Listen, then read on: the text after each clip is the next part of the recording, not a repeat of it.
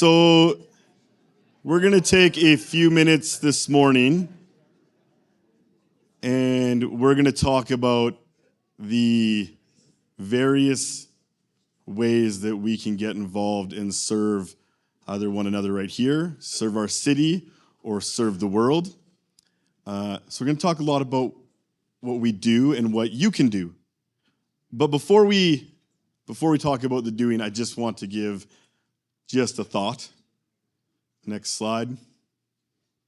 I share this with the students as often as I can. Who before do. Again, I'm going to talk for a little while about all the things that we can do, but the doing has to come out of the who we are. Right? So we got to ask ourselves, who are we? I don't mean as a church, I mean personally. Who has God called me to be? And then the doing comes out of that. Okay? Because it's really easy to mix it up. If I ask, especially if you ask dudes, hey man, it's nice to meet you. Who are you? The first thing they're going to say is, well, I'm a carpenter. I'm a pastor. This is what I do. No, that's not what I asked. Who are you? Who are we? That's a really important question, and it's important that we don't get them mixed up and confuse our doing with our identity. Now, our doing should be a reflection of who we are, but it's really important that you keep it in the right order. So who are we? No, it's really simple. We're God's children in God's family. That's who we are. We're just kids. Some of us older. We had some 7-year-olds and some 64-year-olds. Different stages of life, but who we are is God's children. And the doing has to come out of the security knowing that God loves us like he loves his children. And it's not about earning anything. It's about being a blessing to others. Next slide. Volunteers? Question mark. I did a really quick word search. How many times does the word volunteer appear in the Bible? 8 times. Oh, haha, suckers.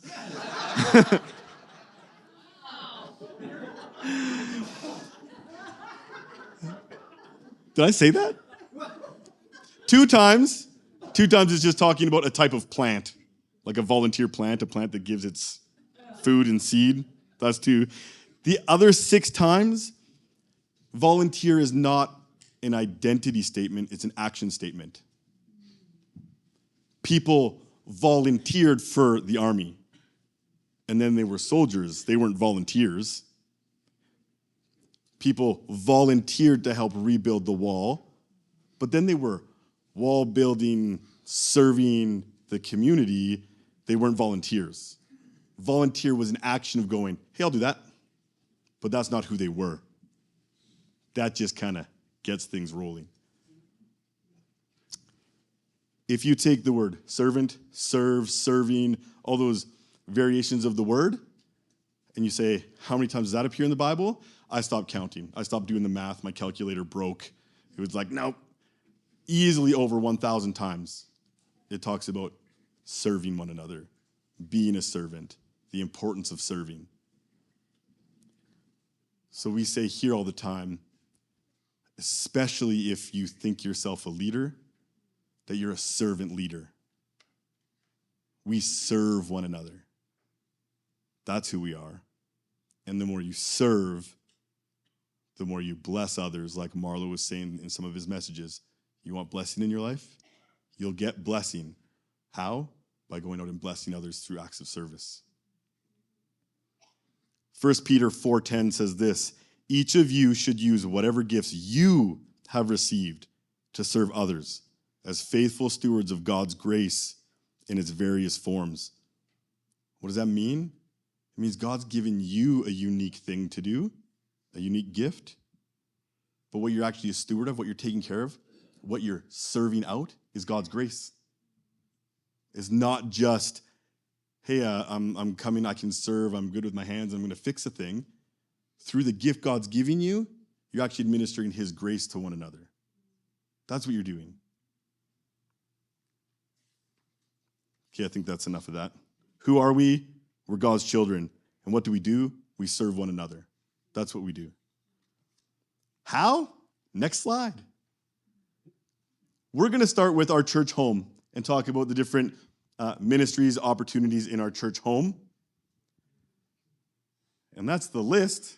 We'll just go to the next slide and go through each one of those. Something that we do a lot as a church, which all churches should do, is preach and teach the word.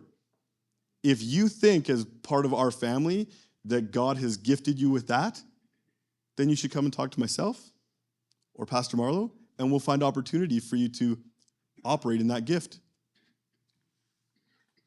Next slide. This part should go pretty quick. Worship. Worship is a big part of what we do. We are always looking for people to help us on the worship team. So if you have any inclination at all, contact Derek. There's his contact information. He said he will take any skill level. Once a month, on a Thursday once a month, they meet together, they practice, and we will work with you if you just have it in your heart. I tried to join the worship team once. I'm the only one that Sharon and Cheryl said wasn't allowed.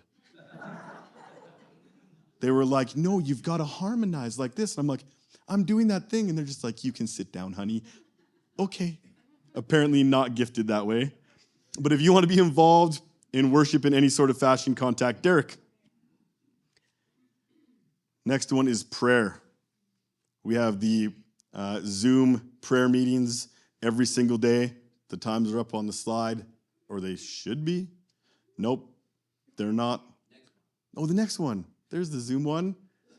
6:30, 7:30 in the morning. You can log into Zoom. It's in the e-bulletin. The link is in the e-bulletin to do that. Also on Sunday mornings, an hour before the service starts, so at 9:30, there's a group of people in the library praying. Prayer is vital to the Christian life and to what we do as a church. So if you want to be more involved in prayer, you can contact Sherry Breck. Sunday school. We very much need 3 more teachers and 2 more helpers. Pre-COVID, we had over 30 volunteers in our Sunday school ministry, and we are struggling to get enough Sunday school teachers and helpers to teach our kids about Jesus. It's a wonderful opportunity for you to grow and for us to show the love of Christ to kids. We have a curriculum set. We have you, if you're a teacher or a helper, you show up on Sunday mornings and you just come and teach. The curriculum's ready, snacks are ready, everything's ready for you. You just have to come and teach the kids. So if you want to get involved, please contact Joanne Hardy. Media and sound. The people that we love and often make us go, oh, that hurt my ears. But we love you guys back there. Yeah, that's a good idea. You should definitely clap for them.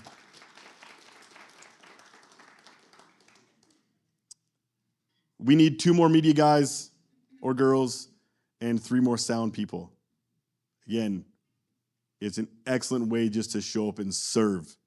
It's not glorious, and the only credit you ever really get is when something goes wrong. But they're vital to what we do here on Sunday morning, and they could really use some more people. Ushers. We're bringing back ushers. Oh, did I get a yes? Somebody over here really likes ushers. Dennis, you have a fan. Yeah, we probably need 6 ushers. Dennis, yeah, we're talking about you. That's the uniform. Everybody look at Dennis. That is the uniform officially. Men, women, teenagers, it's a great way for you to participate. You just help with practical things on a Sunday morning. Coffee bar. Who doesn't love the coffee bar? I love the coffee bar. Again, it's something that we do to try to facilitate relationship. So if you'd like to be involved, please contact Mark. Again, we're always looking for people to serve in that kind of way. That kind of wraps up the things we do on Sunday morning. Some other things that the church does.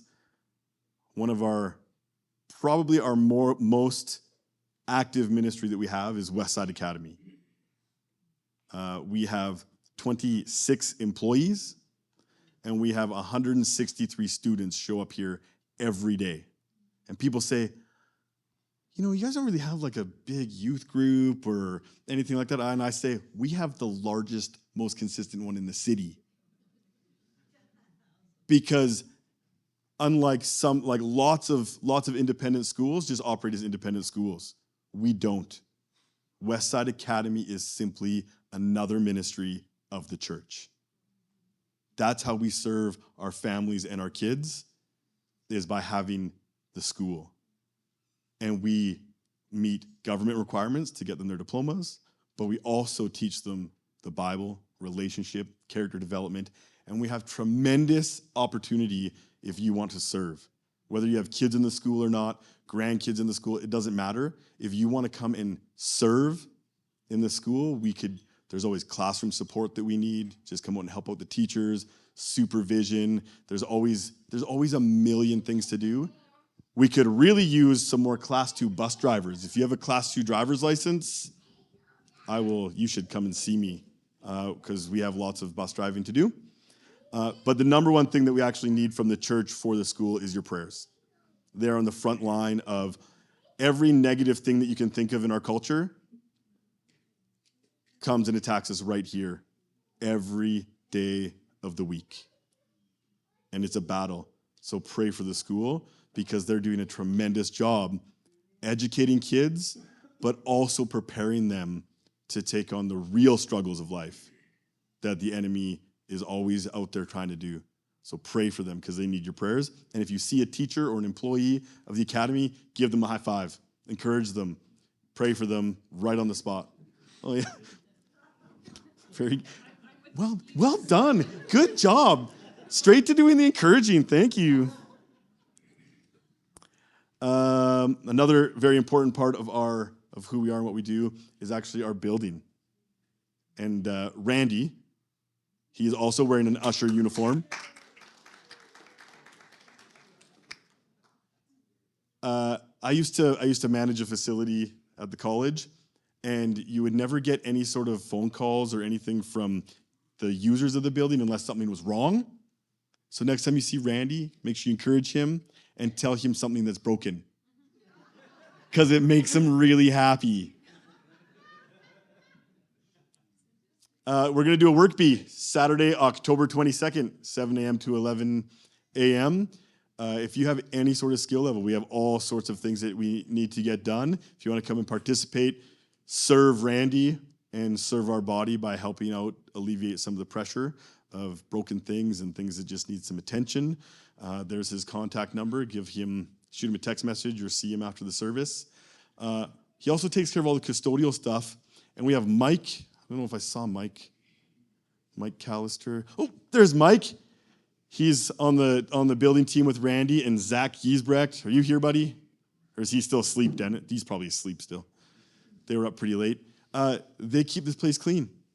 And again, we think that just magical little fairy elves just make things clean. No, it's hardworking people that serve us in that way, and we're really thankful. Randy also takes care of the room bookings. So the church building is very busy. We have lots of different groups that book and do all those kind of things. If you want to use the building for any sort of reason, just shoot them an email. Home groups. I tried to figure out this past week exactly how many home groups we have, and it's kind of dodgy because people go, I say, hey, you're a home group leader, aren't you? And they go, well, I don't know if I really lead the home group. Well, the rest of the people in your home group said you'd lead it, so I guess you're leading the home group. By my estimation, it is either 6 or 7 home groups, and they're actually really well-established home groups and been around for a long time. That means they're really full. But I think that to really grow spiritually, you need to have a close-knit community of people inside your local church. So if you're not part of a home group, you can send me an email, and I will try to start helping some of you connect into home groups. Most of it will be starting new ones. But it is where many of us have a lot of stories about I was part of a home group, and I raised my kids with them, and we shared life together, and we helped each other, and it's where real church happens. in those tight little communities, and then we all come together and worship together. So if you're not in one and you would like to be in one and you don't know how, just send me an email. Next slide would be women's ministry. Where's Quinlan? Did I see her? Hey, Quinlan, can you stand up? Or are you holding a baby? Yeah. Quinlan has recently volunteered to serve the women's ministry by being the coordinator. So right now we're at the stage of just brainstorming some ideas, that kind of thing. So if you want to be involved, if you have some thoughts about what that could look like, just shoot her a text message, and we're just going to start walking down that road of doing awesome things. And she'll probably need a lot of people to help and serve, so reach out to her. Men's ministry, Derek, he's our guy. He's been leading the men's retreat group for quite some time. If you want to be more involved in men's retreat, you just reach out to him. He's always looking for people that want to participate and contribute. Young adults, they meet every Friday at 7. If you feel like you're a young adult, shoot Tyler a text and say, hey, I think I'm a young adult, and I would like to be one, even if you're not. I guess there's not a slide. His number is, no, I won't read out his number. I think it was up there somewhere else. If you are a young adult and you would like to participate, and their definition of what a young adult is pretty loosey-goosey. But every Friday at 7 they meet. Hey, there's Tyler's number. Hi, Tyler's number. And one more thing that we want to highlight is in January and February, we're going to bring back the teaching sessions. Yay. Oh, yay. That was some good response. We might have made a good choice. We've decided to call it Enlighten instead of the 7-week teaching sessions in January. Trying to, be cool. Yeah, George wants to be cool, so we're being cool. So that's going to happen. We're looking at a Bible group, Case for Grace, I think it's called, Psalm 23. We'll do something for the youth, finance, and marriage. So for those of you who have not experienced that with us, when you come to church on these Sunday mornings, we break into different groups and kind of do like a Sunday school kind of thing. It's about 50 minutes or so, and then we gather together for worship at the end, and it's always been a very enriching or enlightening time. Okay, well, that kind of takes care of what we do right here. Oh, Tyler just texted me and said, yes, we have someone who is over 30, so it's a broad definition of young adult.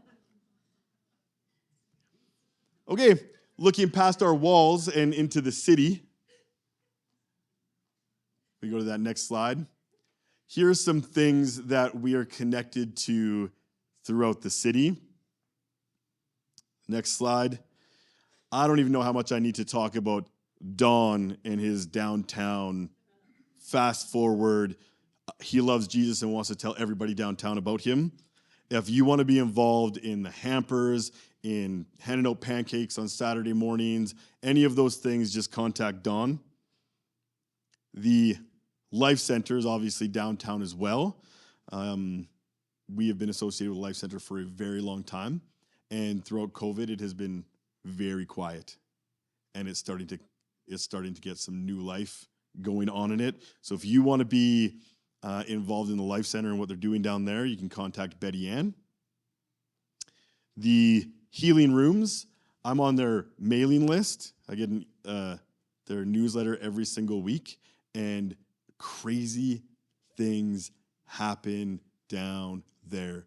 People get saved, people get healed, people get delivered. If you feel God calling you to some of those kind of gifts and that kind of supernatural thing happening, it's happening in our city. And if you want to be involved, you can contact John Farber. There is a training. You can't just like run in there and two guns blazing. There's some training and some equipping that they put you through, and you become part of their team. And it's great for personal development, and it's impacting over the years, hundreds of people in our city hearing the gospel, getting saved, getting healed, and finding freedom. It's really awesome. Emmaus House. Most of us are well versed on Emmaus House.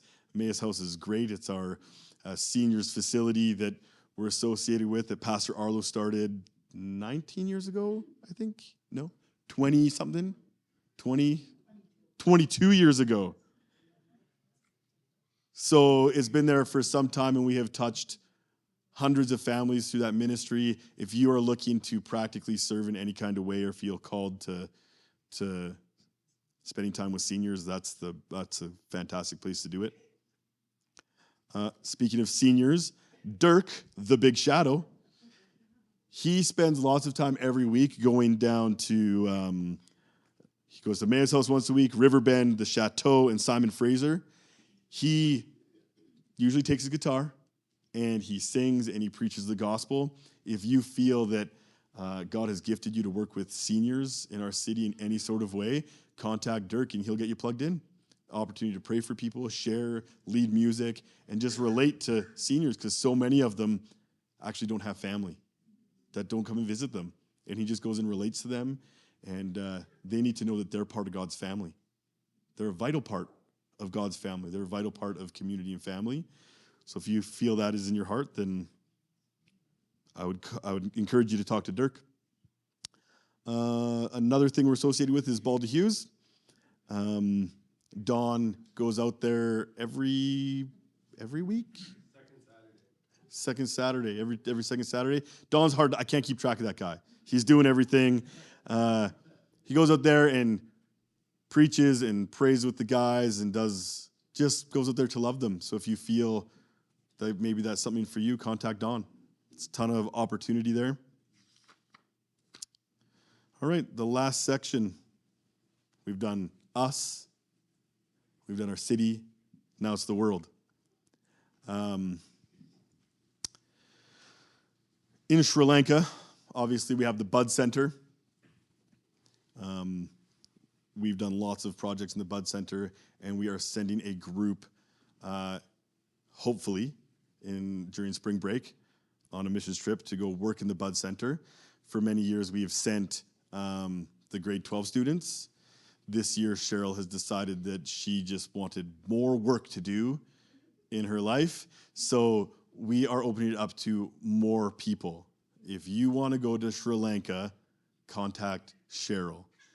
I think she's just trying to avoid me, because she's like, I'm going to go for like 6 weeks, and I'm going to take everybody, and she's hard to reach there. So if you want to go to Sri Lanka and see what we have done and what God has done there, it is a tremendous time. I've been 3 times. It will change your life. And there's so many things that we can do to serve there. So contact Cheryl if you want to go, no matter what age you are. And then there's Pastor Roshan. We've worked with Pastor Roshan for a long time, and he had heart surgery. Was that now 6 months ago? And he's doing well. All the projects that we've been doing with him have come to a conclusion. But you know, Pastor Marlo's going there sometime in the near future, and he'll probably come back with more things for us to do. And then Kenya. In Touch Ministries with Pastor Paul. We've been in relationship with him for many, many years, and he does incredible work over there. He communicates with us quite a bit, and he said the biggest need right now is rain. 2 years, especially in the Samburu area, 2 years they've had only 10 millimeters of rain, and it is severe problems there. We recently sent them some relief money from our needy fund, and he sent me a whole bunch of pictures. I think we have one of the pictures we can put up there. All these people came from all over the area for some food, and they take the time to share the gospel, and 23 of those people got saved because they're so open to God. And Pastor Paul goes and he shares the love of Christ in a spiritual way and in a very practical way. So continue to pray for him. And then we also have the Pokot kids. The Samburu region's here, Pokot's over here, and we've decided that we need to keep raising money for the Pokot kids. It takes between $8,000 and $10,000 a year to feed them. There's 28 orphans, and A couple years ago, we did a VBS, and we used that to raise funds for them. And in 1 week, our kids raised $8,000 and fed them for an entire year. So we've set a goal of 10,000. The Academy has jumped right in, and they're doing all sorts of fundraisers. And I would just ask you to take some time and pray about it. These are kids in an extreme poverty that God has put right in front of us. What can we do to practically show them the love of Christ? So if you want to give to that, you can give online through e-transfers. Just tag it, designate it for the POCOT, and we'll make sure that it all gets to those kids in good time. We have them all funded until the end of November, so we'd like to see if we can't raise some funds and get it over to them before then. Yeah, is it there? Picture? Got a picture of those kids? Nope, didn't work. Okay. There's one last thing. Because, we're just us, right? We like to have fun, yeah? So there's a new home group starting, and it is probably the most exciting home group I've ever seen. So we're going to watch a video of this home group.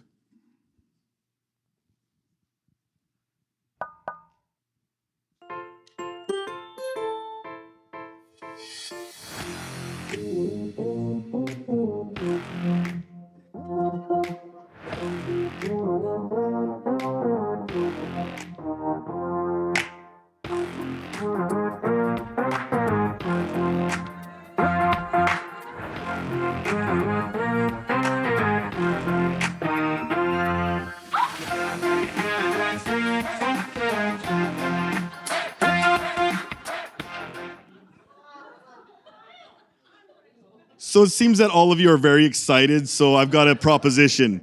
$20, I'll let you in, we'll send it to the Polka kids, eh? Hey!